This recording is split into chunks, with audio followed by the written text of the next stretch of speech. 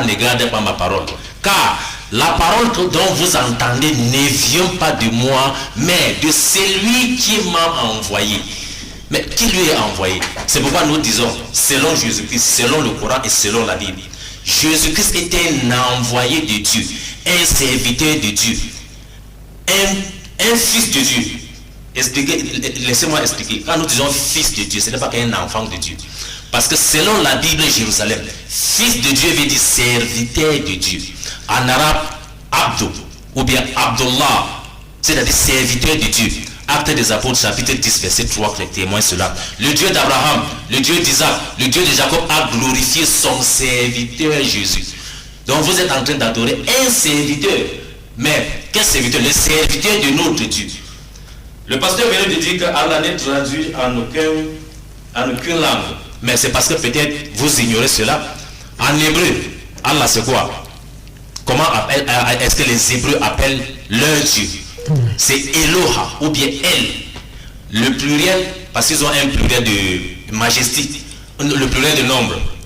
Ils appellent plutôt le Elohim ou bien au lieu de Eloha. Elohim. Et en grec, on appelle Elaha. Et en arabe, on l'appelle Allah. C'est la même chose. Dieu n'est pas son nom. Dieu n'est pas un nom. Parce qu'il y a même dans la Bible, il y a même beaucoup de dieux. Satan est appelé Dieu.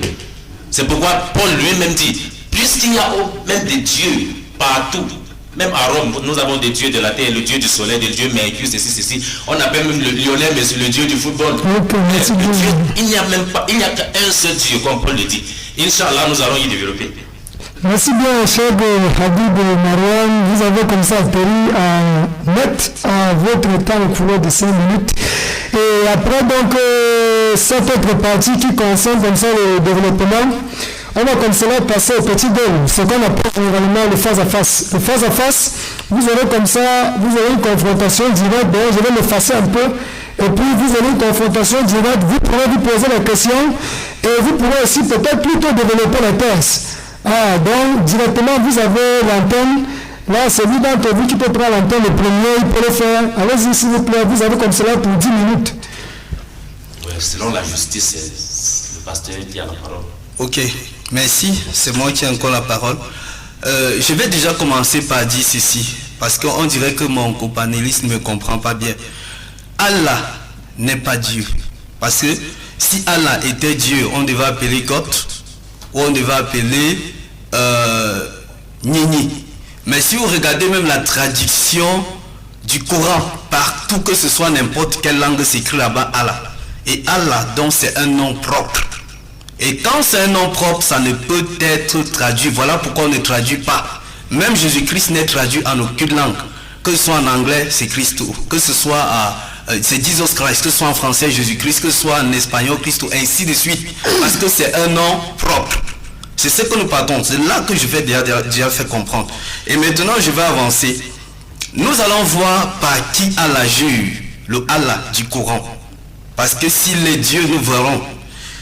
Dans la sourate 56, le verset 75, Allah jure par les positions des étoiles. Voilà, c'est Allah qui jure par les positions des étoiles. Pour démontrer, parce que si tu jures par quelque chose, alors tu es inférieur à cela. Nous allons encore dans la sourate chapitre 74 au verset 32, sourate 74 au verset 32.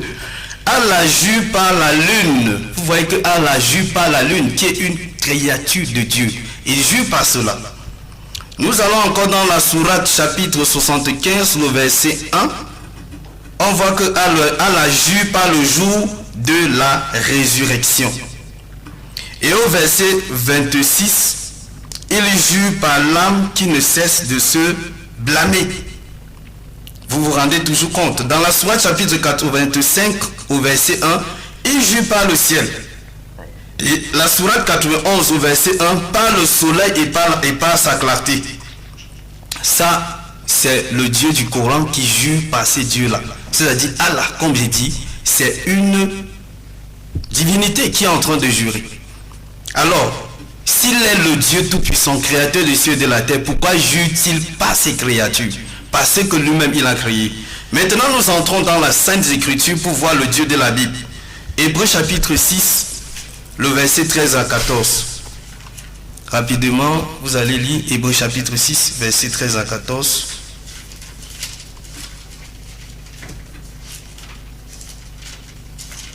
Hébreux chapitre 6. Hébreux chapitre 6, verset 13 à 14. Verset 13 à 14. Lorsque Dieu fit la promesse à Abraham, nous pouvons jurer par un plus grand que lui. Il jura par lui-même. Il jura par lui-même. Et dit, certainement je te bénirai et je multiplierai ta postérité. Et c'est ainsi qu'Abraham, ayant persévéré, obtint l'effet de la promesse. Amen. C'est ça la parole de Dieu. Le Dieu de la Bible jure par lui-même.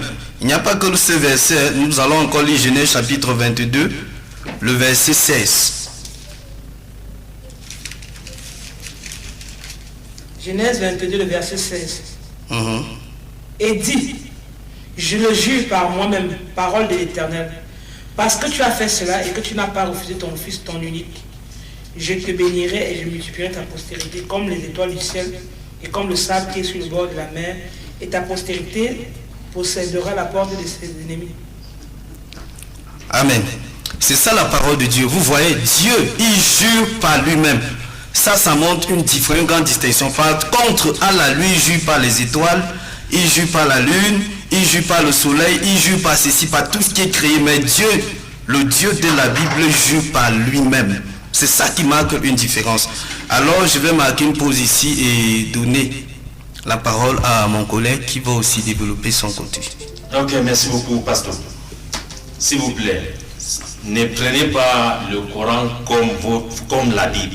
N'essayez pas d'interpréter les versets coraniques comme vous avez l'habitude d'interpréter les versets bibliques. Ça ne se fait pas comme cela. C'est pour tout. Quand Allah dit, j'ai jure par la lune, j'ai jure par ceci, j'ai jure par cela, j'ai jure par cela, ce n'est pas que c'est la lune qui est le Dieu de Allah. Puisque selon la sourate du verset 117, Allah dit, c'est moi le créateur de toutes choses.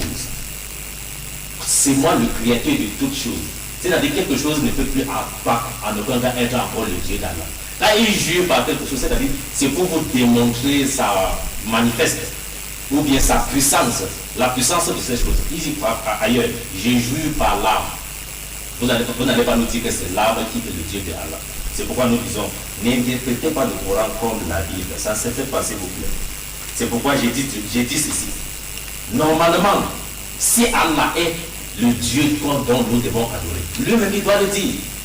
Apparemment, nous avons attrapé le serpent par le ventre ou bien la queue. Allah doit lui-même témoigner si c'est lui le Dieu qu'on doit adorer, ou bien Jésus-Christ doit lui-même témoigner si c'est lui le Dieu que nous devons adorer. Dans la sourate 14, verset 20, Allah dit, je suis ton Dieu, adore-moi à Moïse. Il dit bien, je suis ton Dieu, adore-moi. Montrez-nous nulle part dans la Bible où Jésus-Christ dit, je suis votre Dieu, adorez-moi. C'est ce que j'ai dit au préalable ici. Montrez-nous ne serait-ce qu'un verset biblique ou bien un verset coranique où Jésus dit, je suis Dieu, adorez-moi. Dans la sourate 5, verset 115, Allah dit ceci. وَإِذْ قَالَ اللَّهُ يَا عِيسَى ابْنَ مَرْيَمَ أَأَنْتَ قُلْتُ لِلنَّاسِ اتَّخَذُونِي وَأُمِّيَ إِلَٰهَيْنِ مِن دُونِ اللَّهِ قال سبحانك ما يكون أن أقول ما ليس لي به الحق وإن قلت فقد علمت تعلم ما في نفسي وما أعلم ما في نفسك إنك علام الغيوب. Allah va demander à Jésus, est-ce que c'est toi qui as dit aux gens de te prendre toi et ta maman comme divinité? Qu'est-ce que Jésus dit? Gloire à toi Seigneur. Je ne leur ai dit ce que tu m'as recommandé, à savoir adorer mon Dieu et votre Dieu. Dans Jean chapitre 14, Jean 17, verset 3. Non, plutôt Matthieu 17. Oui, verset 4, il dit ceci. Jésus dit ceci. Si je ne me trompe pas. Ouais, Jean 17, verset 3. Jésus dit à Marie-Madeleine, ne me touche pas, car je ne suis pas encore monté vers mon Père. Va trouver mes frères, c'est Jésus bien, le Dieu des chrétiens qui parle. Va trouver mes frères. Dis à mes frères que je monte vers mon Dieu, qui est en même temps votre Dieu. Je ne sais pas comment vous allez adorer quelqu'un qui a un autre Dieu. Normalement, dans Luc 6, verset 12, qu'est-ce que Jésus dit? Qu'est-ce que la Bible dit? On dit dès ce moment, Jésus monta à la montagne pour prier Dieu. Et il passa toute la nuit à prier Dieu. Donc quand vous passez les nuits de prière, vous priez Jésus. Jésus lui passe la nuit pour prier Dieu. Finalement, vous adorez quel Dieu? Non, dites-nous vraiment la vérité. Vous adorez quel Dieu? C'est pourquoi j'ai dit, donnez-nous ne serait-ce qu'un seul verset coranique où Allah, où Jésus dit je suis Dieu. Allah lui-même dit dans Sourate 14, verset 20, je suis Dieu, adorez-moi. Dans Isaïe 42, verset 8, il dit, c'est moi l'Éternel. C'est moi l'Éternel, c'est là mon nom. Je ne partage pas ma gloire avec un autre, ni mon honneur aux idoles. C'est là notre Dieu. Elohim, ou bien Allah, ou bien Elaha, c'est le Dieu des musulmans. Les chrétiens n'ont pas de Dieu, puisque leur Dieu c'est l'envoyé de Allah, l'envoyé de l'Éternel, ou bien l'envoyé de Yahweh, ou bien Jéhovah. Ils adorent plutôt le serviteur de Dieu. Comme on a dit dans Isaïe 25, versets 4 à 8, comment le potier peut-il devenir, comment l'agile peut-il devenir le potier? C'est impossible que le serviteur devienne créateur. Nulle part dans la Bible, il n'a jamais dit qu'il est créateur, il est Dieu. Donc c'est pour ce que nous attendons des pasteurs. Élevez un peu le niveau du débat. Donc ne tournons pas sur place comme un boulon foiré. Et ici, ça ne serait pas plutôt la force des arguments, les arguments par force, mais c'est la force des arguments. S'il vous plaît, Inch'Allah. Donc nous rappelons qu'il vous reste encore 2 minutes sur les 10 minutes, mais cela on va encore ajouter 5 minutes. Parce que là, le temps il est pratiquement presque parti, mais on va encore ajouter 5 minutes pour que vous continuez encore dans le face à face. Donc vous avez encore 5 minutes, pasteur. Donc la question que j'ai posée au pasteur, s'il vous plaît, pasteur, situez-nous, montrez-nous, peut-être je devais plutôt adorer Jésus-Christ sans savoir. Montrez-nous dans la Bible où Jésus dit je suis Dieu. Fin du débat, nous on l'adore. S'il a dit quelque part je suis Dieu, adorez-moi. J'ai dit ici sur le plateau, je vais commencer à adorer Jésus-Christ. On a posé la question à Jésus-Christ, montre-nous comment nous devons prier Dieu. Comme Jean-Baptiste a montré à ses disciples. C'est dans Jean 6, verset 9. Qu'est-ce que Jésus dit? Notre Père qui est aux cieux. Ça, quand il dit notre, c'est avec lui aussi. Notre Père qui est aux cieux. Que ton nom soit sanctifié. Que ton règne vienne. Que ta volonté soit faite sur la terre comme au ciel. Jusqu'à. On lui a demandé, montre-nous comment nous devons adorer Dieu. Mais les pasteurs ou bien les chrétiens, Bamoun ou bien ailleurs, viennent plutôt adorer plutôt Jésus-Christ. Mais nous ne trouvons nulle part dans la Bible. C'est ce qui est marrant, c'est ce que nous ne trouvons pas. Donc démontrez-nous aujourd'hui, à Mondo Vision, est-ce que Jésus-Christ est Dieu? Montrez-nous où lui-même il dit qu'il est Dieu. Nous allons l'adorer. Ok. Merci. Ça, c'est une surprise que je vous réserve à la fin. Vous allez connaître si Jésus-Christ est Dieu. Ce n'est pas à cacher, parce que nous sommes dans les Écritures. Hein. Tout ce qu'on dit sort des Écrits. Nous serons là si Jésus-Christ est Dieu. Mais déjà... C'est le thème de notre débat. Oui, déjà là, en une partie, je vais demander à Madame Kondamira de lire Jean chapitre 13, le verset 13. Et je vais dire quelque chose et puis là, on va continuer. Jean 13, au verset 13, il est écrit: vous m'appelez maître et seigneur et vous dites bien, car je le suis. Vous m'appelez maître et seigneur, vous dites bien, car je le suis. Alors, la question posée, si Jésus dit que je suis maître et seigneur de tout, il est quoi? Il est homme ou il est Dieu? Qui peut même d'abord dire ça? Un homme a le pouvoir de dire ça? Est-ce qu'un homme a cette déclaration? C'est pour dire que Jésus n'a jamais voulu dire de sa bouche que je suis Dieu, mais il a voulu que les êtres découvrent qu'il n'est pas un homme, mais qu'il est Dieu. Jean chapitre 1, verset 14. Qu'est-ce que la Bible dit là-bas? Jean chapitre 1, verset 14. Jean 1, verset 14. Et la parole a été faite chair, et elle a habité parmi nous, pleine de grâce et de vérité, et nous avons contemplé sa gloire, une gloire comme la gloire du Fils unique venu du Père. Voilà. Donc ici, je ne m'arrête que là pour ne que citer ces deux versets pour que nous puissions comprendre. Si la parole qui est Dieu s'est fait chair, quelle est donc la parole qui s'est fait chair? Comment est-ce qu'on l'appelle? C'est qui? A-t-il un nom? Maintenant, nous allons entrer dans mon prochain développement ici, à savoir qui est Jésus-Christ. Parce qu'on a dit, faut-il adorer Allah ou Jésus-Christ? Maintenant, qui est Jésus-Christ? J'entre d'abord dans le Coran. Si nous lisons la sourate chapitre 4, le verset 71. On dit sa parole a été envoyée à Marie comme un souffle de vie. Comparable à Jean chapitre 1, verset 14 que nous venons de lire. Que la parole s'est fait chair et elle a habité parmi nous. Effectivement, le Coran aussi également confirme cela. Si nous entrons aussi encore également toujours dans le Coran, je crois que je vais chercher des passages ici pour lire rapidement. Parce que c'est le Coran qui justifie tout. C'est que Ça vous coupez aussi, parce que prenez le temps de finir le verset. Ne dites pas il y a un souffle de vie, vous vous arrêtez. Il faut souvent finir le verset. C'est un verset. Effectivement, c'est un verset. Ok. Je n'ai pas retenu ça en tête. Je vais vous permettre, s'il vous plaît, quelques secondes. Je vais entrer dans le Coran.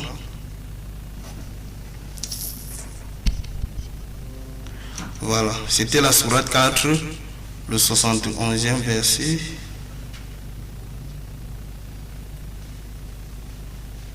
Sourate chapitre 4, le verset 71. Voilà.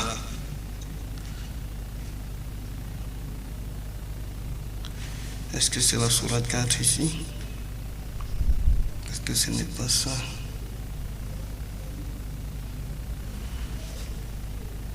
Oui. Excusez, s'il vous plaît, les téléspectateurs, je vais rapidement arriver. Nous rappelons que vous avez encore 4 minutes. Hein? D'accord, j'ai fait vite. Sourate chapitre 4, verset 71.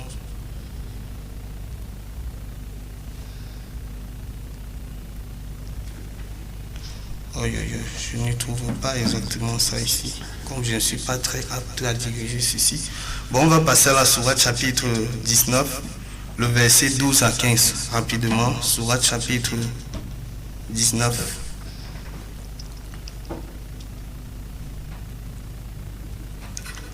Voilà, j'y suis, j'ai dit.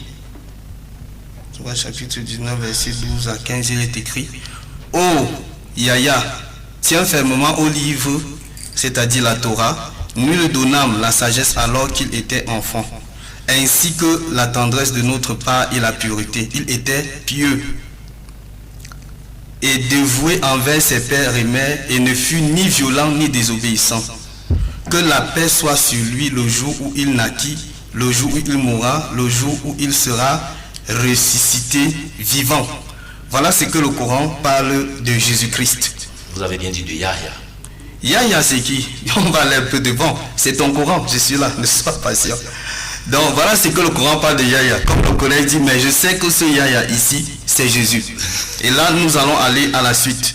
Parce que sans toutefois tarder, pour qu'ils puissent comprendre rapidement, nous sommes dans la sourate chapitre toujours 19. On va lire le verset 33-34. On va voir ce que la Bible dit là-bas. Sourate du Coran, sourate chapitre 19, verset 33 à 34. Voilà, je lis.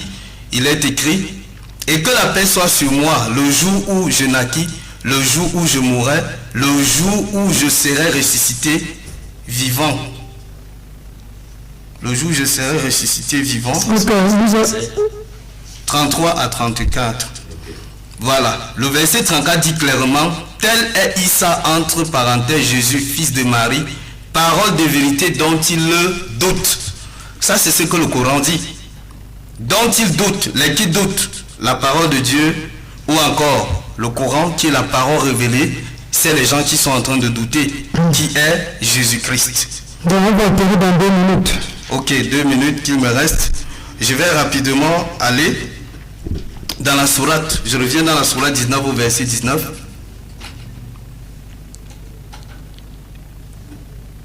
Dans la sourate 19, verset 19, il dit: je suis en fait un messager de ton Seigneur pour te faire don d'un fils pur. Pour te faire don d'un fils pur. Ça veut dire que le Coran reconnaît que Jésus-Christ, ou encore que Dieu a un fils, même comme il nie souvent que Dieu n'a pas de fils. Le plus souvent ils disent que Dieu n'a pas de fils. Ça ne se fait pas. Mais ici, nous le voyons clairement. Ok. Pasteur, excusez-moi, je ne vous coupe pas, plutôt c'est dans mon rôle de modérateur, plutôt de recadrer. Je pense que le thème du débat, il est: qui est-ce que nous allons adorer autant pour moi. Ça veut dire, ici plutôt, on doit plutôt prendre soit des versets qui ont des liens avec le thème de l'adoration, qui nous devons adorer l'œuvre. Pourtant, les versets cités, c'est plutôt les versets qui font allusion au Fils. Puis le Coran confirme Jésus comme le Fils de Dieu. Effectivement, puisque si ça confirme Jésus comme Fils de Dieu, qui est Jésus, je suis en train de développer. C'est à la fin que vous allez voir là où je suis en train de partir. Donc vous devez laisser que je continue. Vous chutez dans 10 minutes ici. Ok, je vais rapidement chuter là, je vais continuer. Dans Exode chapitre 3, le verset 14. La Bible dit là-bas, je vais le citer en tête parce qu'il n'y a pas assez de temps. C'est Dieu qui dit, je suis celui qui suis. Ça c'est la réponse qu'il donne à Moïse. Dans Jean chapitre 8, verset 56 à 58, Jésus dit au peuple de Dieu que Abraham a vu mon jour, il s'est réjoui. Et on lui dit, tu n'as pas encore 50 ans, tu as vu Abraham. Il dit qu'avant qu'Abraham ne fût, je suis. C'est-à-dire la même déclaration que Dieu donne à Moïse et la même déclaration que Jésus-Christ donne au peuple d'Israël pour dire que le je suis d'Exode de l'ancien est le même je suis. C'est-à-dire Dieu incarné dans un corps, c'est la même personne. Ok, merci bien pasteur Roméo, merci bien pour ce grand développement dont vous avez mené. Normalement ici, le petit dé devait s'arrêter à ce niveau, mais compte tenu déjà du développement que vous avez amené, donc comme cela, 2 minutes à chaque Habib Marwan, si vous avez peut-être quelque chose à dire au pasteur, s'il vous plaît, 2 minutes, pas plus. Non. Je voulais d'abord modifier quelque chose que le pasteur venait de dire. Yahya n'est pas Jésus-Christ. Yahya, c'est Jean-Baptiste. C'est pourquoi en bas de verset, vous avez dit, vous avez bien vu, tel est Issa, fils de Marie. Voilà Issa. Mais quand on dit tel est Yahya, là-bas c'est Jean-Baptiste. Okay. C'est l'histoire de Zacharie, Jean-Baptiste et Jésus. Et c'est lui qui témoigne donc, en fait, il témoigne Jésus-Christ. C'était pour dire que Yahya n'est pas Jésus-Christ. Donc c'est pas, j'ai dit au préalable, ne prenez pas le Coran comme la Bible. Merci, ce n'est pas mon domaine. Ne prenez pas le Coran comme la Bible. Et vous avez dit beaucoup de choses. Vous avez dit au commencement, dans le verset 14, que la parole s'est fait chair. D'abord vous avez triché avec la Bible. Même selon votre Bible, ça ne dit jamais la parole s'est fait chair. C'est un problème que les chrétiens ont. La Bible ne dit pas la parole s'est fait chair. C'est pour tordre le verset. La Bible dit la parole a été faite chair. Et c'est deux mots différents. Quand on dit la parole s'est fait chair, ça veut dire que la parole a décidé elle-même de devenir chair. Même si c'est... Oh, Jésus-Christ a dit dans Jean 14, dans Matthieu, Jean 8, verset 42, je ne suis pas venu de moi-même. Si c'est pour faire chair, ça veut dire que je ne me suis pas fait de moi-même. Il dit que je ne me suis pas venu de moi-même. Donc la parole a été faite chair. Prenez souvent le temps de bien prononcer ce verset. Quand on dit la parole a été faite chair, c'est pour dire que quelqu'un d'autre a transformé la parole en chair. Donc la parole ne s'est pas fait chair lui-même. Dans Hébreux 10, verset 11, verset 5, Jésus confirme de là, selon la parole de Paul, que c'est pourquoi Jésus en entrant dans le monde dit, tu n'as voulu ni sacrifice, ni holocauste, mais tu m'as formé un corps. Ok, merci bien, cher Khadi Mariam, on est payé à partir de là. Merci bien à tous les deux copanélistes. Comme cela, pour le calme et la sérénité qui règne, car nous sommes de temps en temps habitués parfois pendant les échanges. Parfois, il y a des temps où les tensions sont élevées, on n'arrive parfois pas à se contrôler, mais louange à Dieu, tous les deux barreaux de ce soir, ils ont vraiment la maîtrise du soir. Donc on va comme cela passer à la 4e phase de l'émission, qui est comme ça le questionnaire-réponse. Donc le modérateur, personnellement, il va poser les questions aux deux copanélistes, comme cela, il sera appelé à répondre. Et nous rappelons une fois de plus, comme nous l'avons dit à l'entame, ni l'un ni l'autre ne tient la synthèse. La synthèse se trouve dans les différents développements ainsi que les différentes façons de développer. Donc chacun des deux copanélistes il va amener et à chacun des spectateurs qui sera comme cela en train de suivre l'émission en direct, il sera seul pour faire sa propre synthèse. Donc ici la première question elle est adressée, je pense, on a commencé par le pasteur Roméo et la première question sera adressée au pasteur Roméo. S'il vous plaît, écoutez bien ma question et répondez-la. La première question elle est la suivante. Est-ce que le Dieu que nous allons adorer, comme le thème de notre échange de ce soir, c'est est-ce que c'est Jésus que nous allons adorer ou c'est Allah que nous allons adorer? Est-ce que Jésus, il a une foi? Et la question, elle est parallèle à vous deux, car vous aurez aussi votre temps pour répondre à cette question. Est-ce que Jésus, lui, l'a dit dans un verset biblique, je suis Dieu, adorez-moi? S'il vous plaît, vous avez l'antenne. Ok, comme je disais tout à l'heure, chers téléspectateurs, dans Jean chapitre 13, verset 13, Jésus a dit, je suis maître et je le suis. Le fait qu'il dit que je suis maître et je le suis peut déjà tout dire. Nous avons vu des signes et des prodiges qu'a accompli le Seigneur Jésus-Christ. Parce que quand nous allons dans les Saintes Écritures, nous allons voir dans Genèse chapitre 14 du verset 17 à 20, on parle d'un certain Melchisédek qui a rencontré Abraham. Et maintenant, le même Melchisédek se retrouve dans Hébreux chapitre 7 verset 1 à 3, où on dit seul Melchisédek est devenu sacrificateur. Il n'a ni père ni mère, pas de généalogie, et il est devenu sacrificateur pour toujours. Qui est ce Melchisédek? Et ce Melchisédek n'est nul autre que le Seigneur Jésus-Christ. La Bible dit bien dans Isaïe 45 verset 23, c'est Dieu qui dit, je le jure par moi, tout genou fléchira devant moi, toute langue confessera mon nom. Ça, c'est ce que la Bible dit. Et maintenant, dans Philippiens chapitre 2, du verset 5 à 11, la Bible dit là-bas que le nom de Jésus est souvent élevé au-dessus de tout nom. Et qu'à la mention de ce nom, tout genou fléchit, toute langue confesse que Jésus-Christ est Seigneur. Et si nous partons encore un peu plus loin, nous allons remarquer que dans Jean 17, verset 5 à 6, le Seigneur Jésus dit que je les ai fait connaître ton nom. Quel est ce nom? Le nom qui est au-dessus de tout nom. Le nom qui guérit, c'est Jésus. Le nom qui délivre, c'est Jésus. Le nom qui libère, c'est Jésus. Excusez un peu, pasteur. Vous venez de citer un passage. Vous avez dit le passage que vous venez de citer. Philippiens 2, verset 5 à 11. Philippiens 2, 5 à 11. Oui. Oui, il dit... Là, j'ai sauté, je suis allé au verset 9 parce que je n'ai pas assez de temps. D'accord. Parce qu'à partir de 9, parce qu'à partir du verset 5, il dit que bien qu'il soit Dieu, n'a pas regardé son égalité avec Dieu, mais s'est dépouillé, s'est humilié lui-même, ainsi de suite. Mais le verset 9 jusqu'au verset 11 dit que c'est pourquoi Dieu a donné le nom qui est au-dessus de tout nom. Ce nom, c'est qui? Jésus-Christ. C'est le nom qui délivre, qui libère, qui guérit, qui opère des signes et des prodiges. Ok. Merci bien, pasteur Roméo. Cher de Fabien Marouane, la prochaine question est à vous. Je vous ai dit la première question. J'ai quelque chose. Elle est sur le commence. Par rapport à la réponse du pasteur. Ok, allez-y, vous avez rapidement la... Vous n'avez pas oublié, le pasteur lui-même vient de dire que Dieu lui est donné un nom au-dessus de tous les noms. Mais quel est le Dieu qui lui est donné le nom? C'est là notre question. Qui lui est donné le nom? Le Dieu qui a donné le nom à Jésus-Christ là, c'est qui? Bon, cher Habib Marouane, excusez-moi s'il vous plaît, je me dois d'être impartial au niveau de ma modération. Loin de mon courant religieux, je me dois plutôt d'être impartial et ne pas prendre parti. Donc ici, dans cette phase, vous avez eu le petit goal où vous pouviez poser la question. Ici, c'est moi qui pose la question. Je vais répondre à la question du pasteur. La question que vous avez posée. Ok, vous répondez et puis vous revenez. Est-ce que Jésus-Christ a-t-il dit dans aucun verset de la Bible, je suis Dieu, adorez-moi? Vous êtes même témoin, le pasteur n'a jamais donné ce verset. Et il ne peut pas, il ne pourra jamais donner ce verset. J'ai donné Jean 13, verset 13. Jean chapitre 13, verset 13. On dit, vous dites bien, je suis Seigneur. Seigneur ne veut pas dire forcément Dieu. Si Seigneur veut dire Dieu, Abraham serait Dieu. Parce que Sarah a dit, dans Genèse 21, si je ne me trompe pas, que mon Seigneur est Dieu. Là où les anges sont venus prédire l'enfant à Sarah, il dit bien, mon Seigneur est Dieu.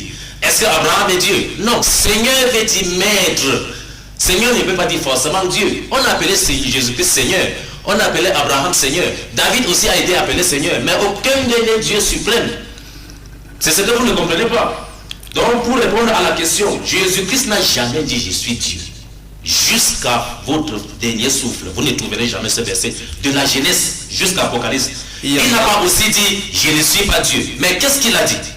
C'est pourquoi nous disons de Jésus-Christ ce que Jésus-Christ lui-même a dit.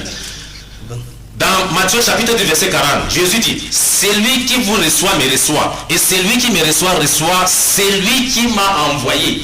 Vous adorez un Dieu qui a été envoyé. Marc 9 verset 37, quiconque reçoit à mon nom un de ses petits enfants ne reçoit moi-même. Et quiconque me reçoit non pas moi, mais celui qui m'a envoyé, un envoyé de Dieu. Luc 4 verset 44, Jésus dit, laissez-moi leur prêcher la bonne nouvelle du royaume de Dieu. car c'est pour cela que j'ai été envoyé. Jean chapitre 5 verset 24, Jésus dit encore, en vérité, je vous le dis, celui qui écoute ma parole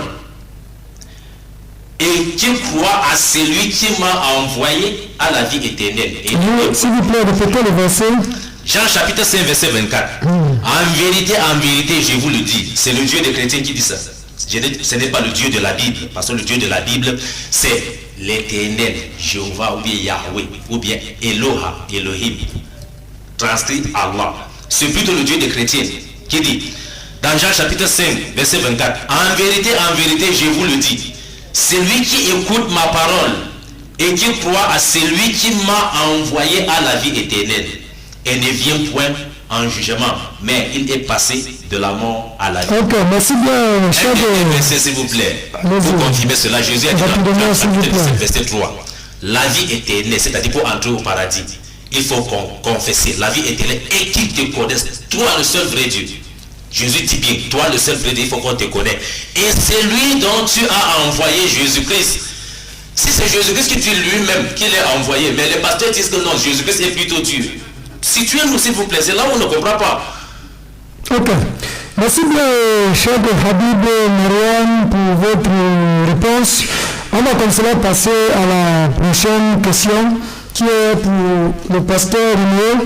La prochaine question, elle est la suivante, pasteur. Et la prochaine question aussi, elle est sine qua non pour vous deux. Mais sauf que cette question, elle est pour vous concernant Jésus, elle est pour vous concernant Allah.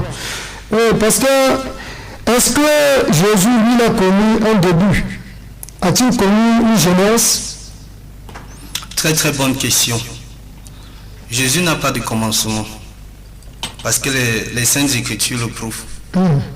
Déjà, si nous lisons Jean chapitre 17, verset 5, j'aimerais qu'on le lise très rapidement.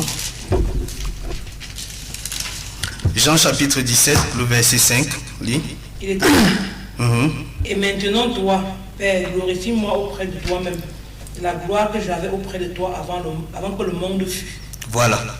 Ici, il dit glorifie-moi auprès de toi avant que le monde fût. Excusez-moi un peu, pasteur, j'ai du mal à comprendre ce verset. Oui. Là-dedans, Jésus est en train de s'adresser à quelqu'un ou est-ce que Jésus s'adresse à lui-même? Jésus parle ici, Jésus parle à Dieu. Glorifie-moi auprès de toi-même. Et il s'agit de quel Dieu il est en train de lui parler, s'il vous plaît? Il s'agit de Dieu le Père. Puisque s'il faut aller dans la Trinité, Dieu le Père, Dieu le Fils, le Saint-Esprit, c'est la même personne. Et comme c'est trop fort, je ne veux pas entrer là-dedans. Dieu parle à Dieu, c'est écrit dans Hébreu. Oh Dieu, tu es Dieu, ton Dieu t'a fait asseoir à ta droite, c'est écrit dans Hébreu. Dans Hébreu? Oui, Dieu parle à Dieu, c'est parce que je n'ai pas la référence exacte ici. Nous devions le lire. Hébreu chapitre 1, verset 8. Dieu parle à Dieu. Donc ici, c'est Jésus qui dit, glorifie-moi auprès de toi-même.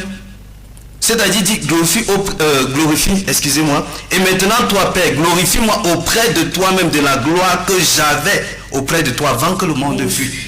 S'il vous plaît. Épître aux Hébreux, un verset 8 là. Oui. Il a été écrit par qui? Les Hébreux. Selon la théologie, on dit on ne connaît pas qui est l'auteur exact des Épîtres aux Hébreux. Ce n'est pas donné. C'est marqué inconnu. Épître aux Hébreux? Oui. Il ne fait pas partie des 8 épîtres écrits par Paul? Non, ce n'est pas cité que Paul a écrit. Un Corinthien. L'apôtre Paul a 16 épîtres écrits par lui. Donc, Hébreu n'est pas confirmé que c'est Paul. Mais nous, on peut dire que lisant, on peut imaginer. Et ça, on ne peut pas comprendre par là que c'est lui qui a écrit Épître aux Hébreux. C'est lui qui est en train de s'adresser à Dieu. Comme par exemple l'Épître aux Corinthiens, on a beaucoup de passages dans lesquels Paul il s'exprime, et puis il soit glorifie Dieu, ou encore il parle de Jésus. Non, là, dans les Épîtres aux Hébreux, Dieu parlant à Dieu, c'est les psaumes, ce que David a dit qu'il répète. C'est sous l'inspiration du Saint-Esprit qu'il dit, comme David a dit, je vois Dieu assis à la droite de Dieu, parlant à Dieu. Si vous entrez dans les psaumes, vous allez trouver le même passage que David a parlé. Dieu assis à la droite de Dieu, parlant à Dieu. Oui. Le verset ne dit pas cela. C'est dans Psaume 45, verset 8. Psaume 45, ça c'est David. Oui, dans Psaume 8. Et la référence maintenant. S'il vous plaît, merci. Attendez un peu. La référence, je crois que vous êtes en train de me troubler là. La référence maintenant, quand c'est dit, oh Dieu, je vois Dieu assis à la droite de Dieu. N'est-ce pas? C'est-à-dire Dieu parle à Dieu. Ça, c'est ce que nous appelons la Trinité. Bon, maintenant, nous pouvons avancer. Parce que lui, il est en train de dire, la question a été posée. Je vais répéter encore cette question. La question, elle était la suivante. Est-ce que Jésus, lui, a connu un début? Voilà. Est-ce que Jésus a connu un début? Et comme j'ai dit, il n'a pas de début. Hébreux chapitre 13, le verset 8 peut aussi également le confirmer. Jésus-Christ. La dame peut lire rapidement si c'est autorisé. Rapidement, si possible. Hébreux 13, verset 8.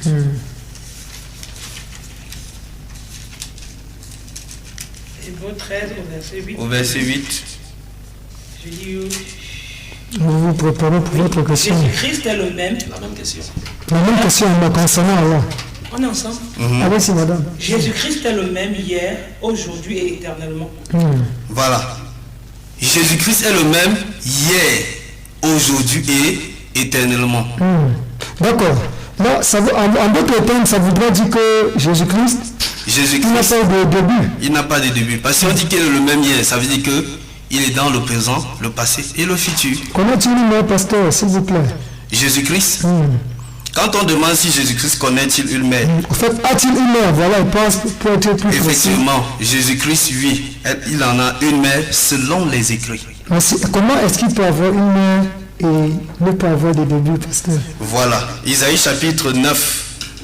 Lisez Isaïe chapitre 9, verset, je crois verset 5 à 6, ça va vous donner votre réponse. Même Isaïe 7, verset 14 le dit, la Vierge sera enceinte, elle enfantera un fils qui préparait la venue du Messie, qui est lui-même.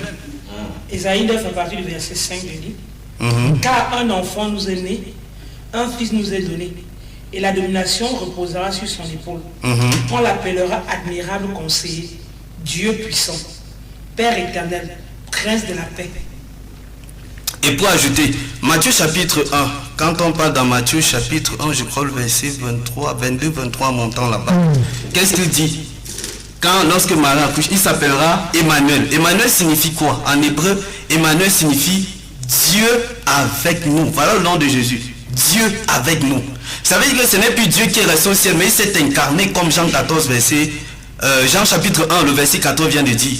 La parole a été faite chair, c'est-à-dire il a incarné. Jean 10, 30, il dit, je suis dans le Père et le Père est dans moi. Jean 10, 30, qu'est-ce qu'il dit là-bas? Moi et le Père, nous sommes un. Moi et le Père, nous sommes un.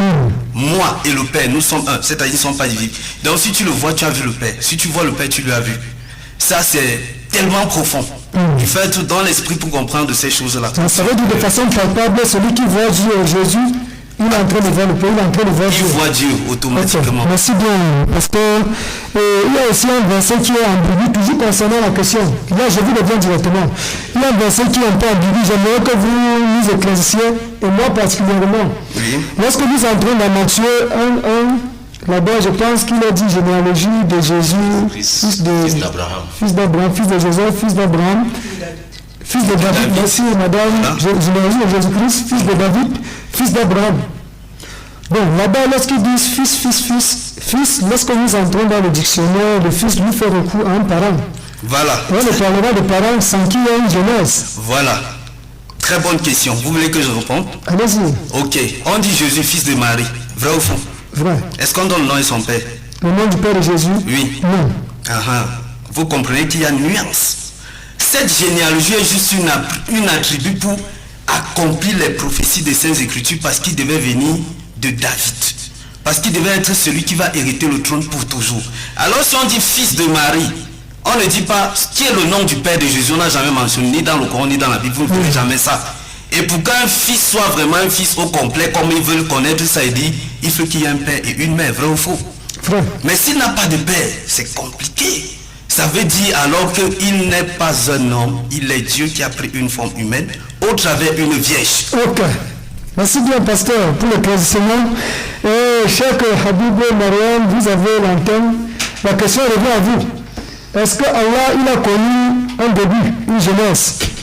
Modérateur, excusez-moi, s'il vous plaît. Après avoir répondu à ces questions, je vais un peu développer selon tout ce que le pasteur vient de dire, si vous me donnez le temps. Parce qu'il y a beaucoup de choses que le pasteur a dit qui ne tiennent même pas. S'il vous plaît. C'est avec votre permission. Votre question c'est est-ce que Allah a-t-il un commencement? Comment Allah aura-t-il un commencement? La Sourate 2, verset 255. C'est-à-dire, le Coran, ce n'est pas comme la Bible. Quand vous demandez à un chrétien, est-ce que Jésus-Christ est Dieu? Il va te dire oui, Jésus est Dieu, parce qu'au commencement était la parole a été Dieu, la parole a été faite Dieu, jusqu'à. Mais au lieu de donner un seul verset où Jésus-Christ dit je suis Dieu, il ne donne pas. Le Coran répond clairement, est-ce que Allah a-t-il un commencement? Allahu la ilaha illahu al-hayyul qayyum. Je m'arrête d'abord ici. Al-hayyul qayyum, c'est lui qui subsiste par lui-même. Allah subsiste par lui-même. Il n'a ni commencement, ni fin. Alors que Jésus-Christ a un commencement. C'est là où je voulais développer. Allah n'a pas de commencement. Le Dieu de la Bible aussi n'a pas de commencement. Il n'a pas de commencement. Il a confirmé cela dans Hébreu toujours. Dans Hébreu 6, verset 17, si je m'abuse point. Il dit, celui qui ne meurt, Hébreu 6, verset 17. C'est celui qui subsiste par lui-même. Celui qui ne connaît ni la mort. Or, Jésus-Christ a été mort selon la Bible. Le pasteur lui-même est témoin. Le pasteur vient de dire que celui qui voit Jésus-Christ physiquement voit Dieu. Et, pasteur, c'est une réponse qui appelle encore une autre question. Si celui qui voit Jésus-Christ voit Dieu, celui qui tue Jésus-Christ, est-il tué Dieu? Répondez-nous, puisque Jésus-Christ, Dieu ne meurt pas. Celui qui voit Jésus, nous allons vous aider avec ce verset. Nous sommes d'accord, celui qui voit Jésus voit Dieu, mais dans quel sens? Pas dans votre sens. Parce que Jésus-Christ est venu faire la volonté de Dieu. Lui-même, il a dit, celui qui croit à moi ne croit non pas à moi, mais celui qui m'a envoyé. Donc celui qui voit Jésus-Christ ne voit pas Jésus-Christ, mais voit plutôt Dieu. Mais dans quelle façon? Pas dans la façon de la percevoir, mais dans la façon de le connaître. Parce que Jésus-Christ est venu passer le message de Dieu. Ce que Jésus-Christ dit, c'est ce que Dieu a dit. Le pasteur a encore fait allusion à Emmanuel dans Ésaïe 9, verset 7. Ésaïe 9, 7. Cette prophétie n'a rien à y voir avec Jésus. Quand on dit un enfant nous est né, c'est au présent. Et Jésus-Christ n'était même pas encore né. Un enfant nous est né. Un fils nous a été donné. La domination reposera sur lui. On l'appellera admirable, prince. Tu conjugues le futur maintenant, on l'appellera. Un enfant nous est né. Mais on l'appellera. Jésus est d'abord né et on a donné son nom au futur. La Bible c'est pour nous, le Coran c'est pour toi. Non, c'est vous qui dites cela, s'il vous plaît. Essayez de me contredire. Reste tranquille là-bas. Essayez de me contredire plutôt, pasteur. On l'appellera. Appellera futur. Pasteur, laissez-moi finir. Mais c'est futur, non? Jésus est né. Quand Jésus est né, est-ce qu'il est né avec son nom? Et par la suite, est-ce que Jésus-Christ est né? On n'a pas dit on l'appelle. Non, répondez-moi. Est-ce que Jésus-Christ est né avec son nom? L'ange a dit, tu enfanteras un fils et tu vas lui donner au futur le nom de Jésus, c'est au futur.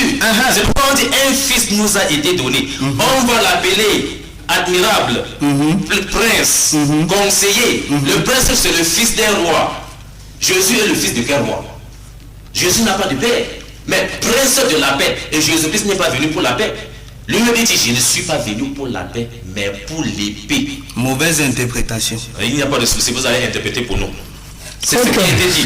C'est pourquoi j'ai dit, s'il vous plaît, il y a beaucoup de choses que le pasteur a dit. Le pasteur a dit encore, moi et le Père, nous sommes un. Hé, pasteur. Et vous dites, ils sont fusionnés ou bien quoi? Comment est-ce que vous comprenez ce verset? Commencez, c'est dans Jean 10, verset 30. Il fallait commencer plutôt au verset 25. On dit que c'était la fête de dédicace. Jésus s'est promené sur le portique de Salomon. Il y a les Juifs qui sont venus lui demander, s'il te plaît, dis-nous vraiment la vérité. Pourquoi tiens-tu notre esprit en suspense? Es-tu le Christ? Ils ont posé la question, ils n'ont pas posé la question à Jésus-Christ, es-tu Dieu? Ils ont dit, es-tu le Christ? Christ qui veut dire Machia, ou bien Messie, Al-Masih en arabe. Christ ne veut pas dire Dieu, parce que peut-être pour vous, Christ veut dire Dieu. Et il dit c'est le Messie, le choisi, l'élu. Le choisi. Jésus, Emmanuel, Dieu avec nous, c'est-à-dire les dieux. Je suis en train de venir. Si vous pouvez seulement me laisser répondre. D'accord, mes excuses. Il dit, mon Père et moi, nous sommes un. C'est la même chose dans Genèse chapitre 2, verset 24. Dieu dit, c'est pourquoi l'homme quittera son père et sa mère et s'attachera à sa femme et les deux formeront une seule chair. C'est-à-dire, les deux formeront un. Mais quand vous partez leur rendre visite, vous trouvez combien de personnes? C'est deux personnes, mais ils sont un parce que c'est le mariage qui les lie. Jésus n'est pas collé à Dieu pour que Comme vous voyez Jésus, vous voyez Dieu. Comme on tue Jésus, on a tué Dieu. Dieu est éternel. C'est une mauvaise compréhension de votre part. Vous ne comprenez pas la Bible de Dieu. Vous allez chuter avec cette petite parenthèse. Le pasteur, tout à l'heure, il a énuméré la naissance miraculeuse de Jésus. Oui, effectivement, je pense qu'en tant qu'être humain, ça nous laisse perplexe et ces arguments sont assez soutenus. Jésus, lui, il a connu une naissance miraculeuse avec une maman sans papa. Et nous sommes tous là d'accord. Et je pense que cet argument mérite aussi d'être regardé. Le pasteur dit, là-bas aussi, ça démontre sa divinité en tant que Dieu. Si vous pouvez peut-être lui donner un peu d'éclaircissement, si vous n'avez pas d'éclaircissement, on va passer à la prochaine question. Monsieur le modérateur, avant même d'entrer dans le verset, c'est-à-dire selon notre réflexion, quand vous dites, et nous sommes d'accord,